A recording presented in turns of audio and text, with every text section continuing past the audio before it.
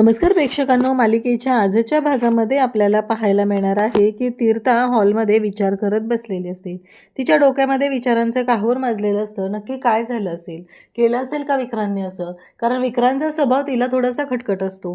विक्रांतवरती तिला अजिबात विश्वास वाटत नाहीये, कारण विक्रांत काय करू शकतो हे तिला माहिती आहे. परंतु जे घडले त्याच्यावर कसा विश्वास ठेवायचा आणि सत्य काय आहे या गोष्टींचा विचार आता ती करायला लागलेली असते. तिला फक्त एवढंच वाटत असतं की हे सगळं काय घडतंय, या सगळ्याचा अर्थ काय आहे आणि कशा पद्धतीने हे सगळं सोडवलं पाहिजे याचा विचार आता ती करायला लागलेली आहे. त्यासोबतच तेव्हाच तिथे आता हर्षवर्धन येतो. हर्षवर्धनच्या पाठोपाठ तिथे आता शौर्यसुद्धा आलेला असतो. हर्षवर्धन बोलत असतो. हर्षवर्धन म्हणत असतो की हे बघ तीर्था, काय होतंय, काय प्रॉब्लेम आहे सांग मला. तेव्हा ती म्हणत असते की मला कळत नाही आहे की या सगळ्याचा काय अर्थ आहे आणि कशा पद्धतीने गोष्टी सोडवायच्या आहेत, असं ती बोलत असते. तेव्हा मात्र ती म्हणत असते की डॅड, मला कळत नाही आहे की विक्रांतने जे केलं आहे ते काय आहे, ते खरं आहे का खोटं आहे, पद्माने जे आरोप केलेले आहेत त्याचं काय झालेलं आहे, या सगळ्या गोष्टींचा विचार आता तीर्था करत आहे. तेव्हा शौर्यसुद्धा तिथं असतो आणि शौर्याच्या समोरच आता हर्षवर्धन सांगत असतो. हर्षवर्धन म्हणत असतो की अजिबात काळजी करायची गरज नाही. हर्षवर्धन म्हणत असतो की हे सगळं त्या ऊर्जा शिंदेमुळं होतंय, कारण तिच्या वडिलांनी एकही केस माझ्यासमोर जिंकू शकलेला नव्हता. तिच्या वडिलाला मी प्रत्येक वेळेस चितपट केलेला आहे कोर्टामध्ये. तिचा वडील प्रत्येक वेळेस माझ्याकडून हरलेला आहे आणि त्या सगळ्या गोष्टींचा बदला घेण्यासाठी तिने हे सगळं करते. परंतु तिला मी माझ्या मुलांच्या आयुष्याशी खेळू देणार नाही. इकडे आपल्याला पाहायला मिळतं ते म्हणजे ऊर्जा आणि त्याचबरोबर आई. ऊर्जाने डबा भरलेला असतो आणि ती निघालेली असते. तेव्हा आई तिला विचारते, काय झालं ऊर्जा, कुठं चाललीस? तेव्हा ती म्हणते, पद्माकडे चालली गं. बघ ना, इतक्या दिवसात तिचा काही फोन वगैरे काहीच नाही आहे, त्यात तिला कामही मिळालेलं नाही आहे, त्यामुळं मला कळत नाही आहे की काय करायचं. तेव्हा म्हणूनच म्हटलं भेटून येतो तिला आणि जरा जाताना तिच्यासाठी डबा पण घेऊन जाते. अगं छोटा भाऊ पण आहे ना बंटी, त्याची पण जबाबदारी आहे तिच्यावरती, म्हणून थोडासा विचार केलेला आहे. तेव्हा आई म्हणते, बरं झालंस खरंच, म्हणजे काही झालं तरीही पद्माने हार मानायला नको आहे, कारण तिच्या मूळ हल्ला करणाऱ्या नराधमांना शिक्षाही व्हायलाच पाहिजे असा विचार आता या दोघींचाही चाललेला असतो. म्हणजे एकीकडे आपल्याला असं पाहायला मिळतं की ज्यांच्या स्वतःच्याच घरामध्ये एवढे वांदे सुरू आहेत तरीही त्यांच्यासाठी धडपडणारी ही ऊर्जा आपल्याला पाहायला मिळते. खरं तर हे सगळं जे काही घडत असतं ते मात्र खूपच भयानक असं असतं.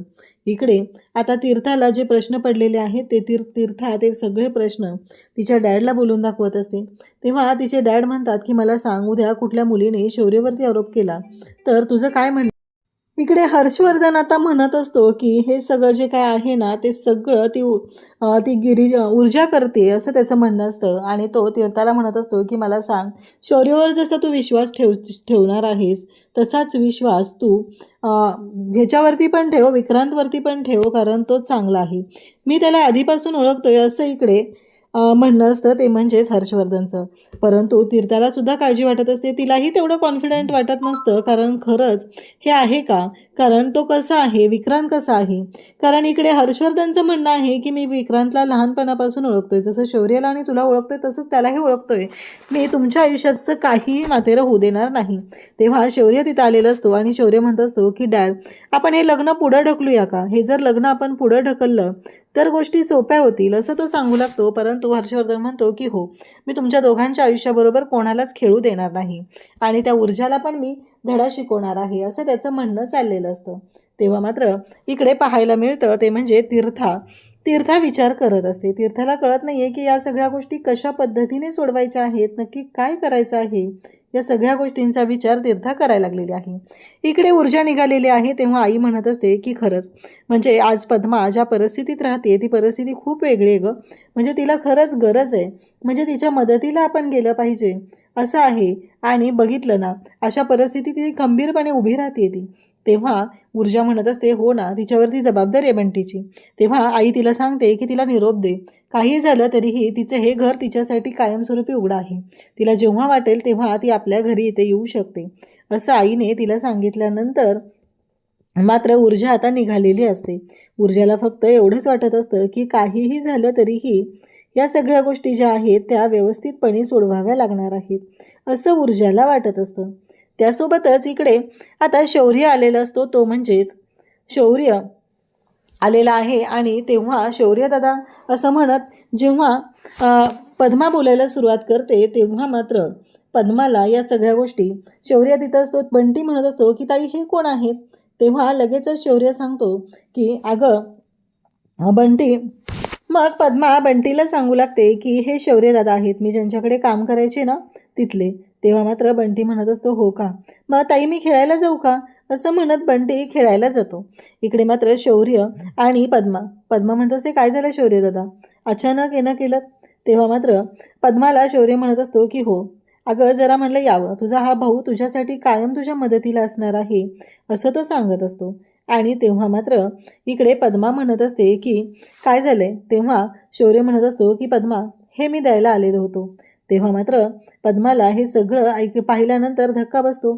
पद्मा म्हणते की शौर्य दादा हे सगळं कशासाठी आणलेलं आहे तुम्ही, आणि हे सगळं कशासाठी करताय तुम्ही, असं ती विचारू लागते. तेव्हा मात्र शौर्य म्हणत असतो की हे बघ, हे सगळं मी याच्यासाठी करतोय आणि तू माझी बहीण आहेस. तेव्हा मात्र शौर्य तिला पैसे देत असतो. ती गोष्ट मात्र पद्माला अजिबात आवडलेली नसते. पद्मा म्हणत असते की नको आहे मला. तेव्हा शौर्य म्हणत असतो अगं घे, पण पद्मा मात्र ऐकायलाच तयार नसते. पद्माचं म्हणणं असतं की नाही नको आहे.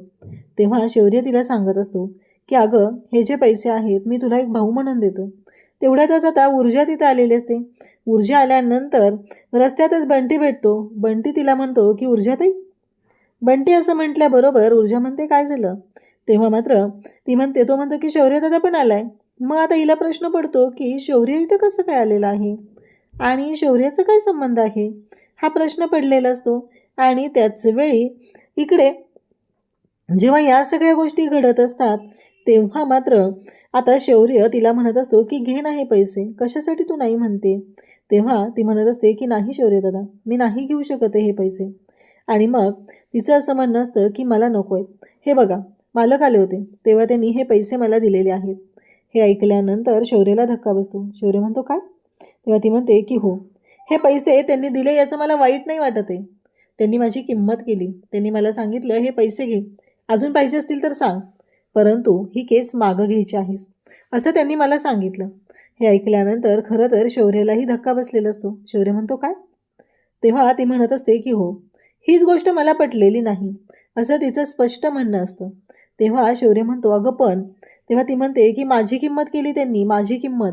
आता मात्र शौर्य विचार करायला लागलेला असतो, म्हणजे डॅडने असं का केलं असेल. शौर्याला हा एकच प्रश्न पडलेला असतो, डॅड असं का वागू शकतात. या गोष्टीचा विचार आता शौर्य करत असतो, परंतु शौर्य असं कधीच विचार करत नाही.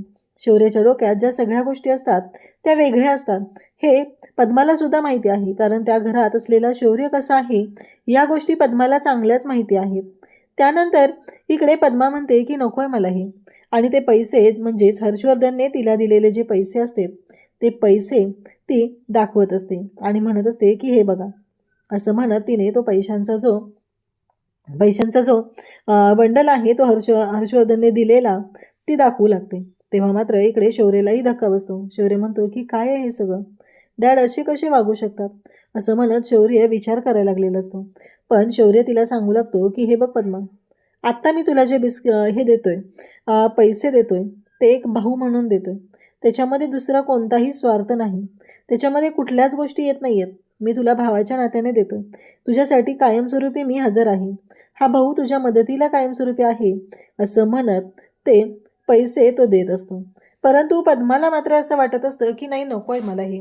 इकडे पूर्वा घरी असते आणि त्यावेळेस दरवाजा वाजतो. पूर्वा जाऊन दरवाजा उघडते. पूर्वा म्हणते की अचानक कोण आलं असेल, म्हणून पूर्वाने दरवाजा उघडलेला असतो आणि तिला धक्का बसतो. कारण जेव्हा तिला कळतं तर त्यांचे बचत गटाचे साहेब आलेले असतात. आता तर धक्का बसलेला असतो की हे कसे काय इथं आलेले आहेत. मग ती त्यांना विचारू लागते तुम्ही. तेव्हा ते म्हणतात काय झालं गं. तेव्हा ती म्हणत असते की नाही मला कळत नाही आहे, म्हणजे तुम्ही अचानक ते सांगतात की अगं गोंधळ झालेला आहे आणि त्यामुळंच मी इथे येण्याचा निर्णय घेतलेला आहे. तेव्हा पूर्वा म्हणत असते काय झालं साहेब. तेव्हा ते म्हणत असतात की अगं मला हिशोब पाहिजे. पूर्वाला तर धक्का बसतो, आता करायचं काय, कसा द्यायचा हिशोब, कारण माझ्याकडे तर 12,500 रुपये कमी आहेत, 25,000 जमा झालेले होते. आता मात्र पूर्वा विचार करू लागते. इकडे जेव्हा गोष्टी घडत असतात तेव्हा मात्र खूपच मोठा धक्का बसलेला असतो. ऊर्जा दारात आलेली असते. ऊर्जा पाहत असते. तेव्हा मात्र ऊर्जाला दिसतं की शौर्य बोलत असतो आणि शौर्य ज्या पद्धतीने पद्माशी बोलत आहे, तिला समजून सांगत आहे, तिला ज्या पद्धतीने तो बोलत असतो, तिची समजूत घालत असतो, ते पाहून ऊर्जाला तर खरंच खूप बरं वाटलेलं असतं आणि ऊर्जा म्हणत असते की खरंच किती चांगला मुलगा आहे. कारण शौर्य म्हणत असतो की आत्ता आत्ता तुला गरज आहे, उद्या ऊर्जाला गरज लागेल, पण मी तुमच्या मदतीसाठी येतोय. बाकी कोणताही स्वार्थ नाही आहे. तू कोणताही विचार करू नकोस. कारण मी ही मदत जी आहे ती वेगळ्या पद्धतीने करत आहे. माझ्या मनात कोणताही स्वार्थ नाही आणि मी तुला लाचार समजून ही मदत तुला करत नाही आहे. तर एक भाऊ म्हणून तुझ्या मदतीला येत आहे, असं तो सांगू लागतो. इकडे पूर्वाला टेन्शन आलेलं असतं. पूर्वाला कळत नसतं की करायचं काय? आता गोष्टी सोडवायच्या कशा? कारण 12,500 रुपये कमी आहेत. मी 12,500 रुपयांचं काय करू? तेव्हा इकडे पद्मा म्हणत असते की कशाला शौर्यदादा? शौर्य म्हणत असतो की हे बघ मला माहिती आहे, कारण तुला आत्ता काम मिळालेलं नाही ही गोष्टही मला तेवढीच माहिती आहे, असं तिचं बोलणं चालू असतं. तेव्हा मात्र शौर्य तिची समजूत घालत असतो आणि म्हणत असतो काळजी करू नको, सगळं व्यवस्थित होईल. हा भाऊ आहे ना तुझ्यासोबत. आता जेव्हा ऊर्जा हे सगळं बोलणं ऐकत असते तेव्हा तिलासुद्धा खूप छान वाटलेलं असतं आणि कुठंतरी या गोष्टी तिलाही पटलेल्या असतात. आणि त्याचबरोबर आता ऊर्जा तिथं बाहेर उभी आहे आणि तेवढ्यात बंटी येतो आणि म्हणतो, ऊर्जाताई तू इथे आत चल ना, असं म्हणत बंटी आता ऊर्जाला घेऊन आत येतो.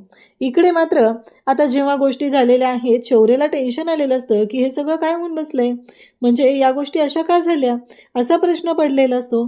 आणि शौर्यने जेव्हा हे सगळं ऐकलेलं असतं तेव्हा त्याला प्रश्न पडतो की आता ऊर्जाने जर हे ऐकलं असेल तर, ऊर्जाने ह्या गोष्टी ऐकल्या असतील तर काय होईल, एवढंच त्याच्या डोक्यात चाललेलं असतं. आणि मग मात्र शौर्य आता विचार करायला लागलेला असतो. परंतु ऊर्जा मात्र खुश असते. ऊर्जा सगळं काही शांतपणे बोलत असते. ती म्हणत असते की नाही शौर्य, तुला माहिती आहे का, एक लीड मिळालेली आहे आणि खूप छान अशी लीड मिळालेली आहे, असं ती सांगू लागते. शौर्यलाही खूप छान वाटत असतं. ऊर्जा गोष्टी सांगत असते तेव्हा शौर्य म्हणतो की काळजी करू नकोस, लवकरच हे सगळं आपण छान पद्धतीने सोडवणार आहोत, असं ती सांगू लागते. आणि मग मात्र इकडे हे सगळं जेव्हा चालू आहे तेव्हा ऊर्जाला भारी वाटतं. ऊर्जा घरी येते पण दारात तिला स्कूटरच दिसत नाही आहे, कारण पूर्वाने त्या साहेबांकडून मुदत मागून घेतलेली आहे. दारातली स्कूटर कुठं गेली हा प्रश्न तिला पडलेला असतो. आणि मग मात्र इकडे पूर्वा पूर्वा ती स्कूटर घेऊन विकायला गेलेली आहे आणि ऊर्जाला धक्का बसलाय की बाबांची स्कूटर हा प्रश्न पडलेला असतो आणि ती खूप टेन्शनमध्ये असते. आणि त्याच वेळी इकडे आता ऊर्जा विचार करायला लागलेली आहे की नक्की काय झालेलं आहे. परंतु शौर्य आता ऊर्जाची ही जी स्कूटर आहे तिच्या बाबांची स्कूटर आहे, ती तिला आणून देत ऊर्जाचं मन जिंकणार आहे आणि ऊर्जाला खुश करणार आहे. तर पुढील भागामध्ये आपल्याला पाहायला मिळणार आहे की ऊर्जाच्या बाबांची स्कूटर शौर्यने नीट करून आणलेली आहे आणि ती स्कूटर तिला देत तिला खुश केलेलं आहे. फायनली त्यांना आता एक लीड मिळालेली आहे आणि ती लीड जी आहे ती CCTV कॅमेऱ्याच्या बाबतीत आहे. आणि CCTV कॅमेरामध्ये म्हणजेच शिर्केंच्या घराबाहेर असलेला CCTV कॅमेरा आहे, त्याच्यामध्ये हे फुटेज आपल्याला मिळू शकतं. कारण पद्माचा ड्रेस हा फाटलेला होता आणि कोर्टात त्यांच्या घरच्या नोकराने असं सांगितलेलं होतं की असं काहीही घडलेलं नव्हतं. मग त्यांच्या घरातून बाहेर पडताना जो पद्माचा ड्रेस फाटलेला आहे त्याबद्दल सुद्धा ती सांगणार आहे. अशाच अपडेटसाठी चॅनलशी कनेक्ट राहा. थँक्यू.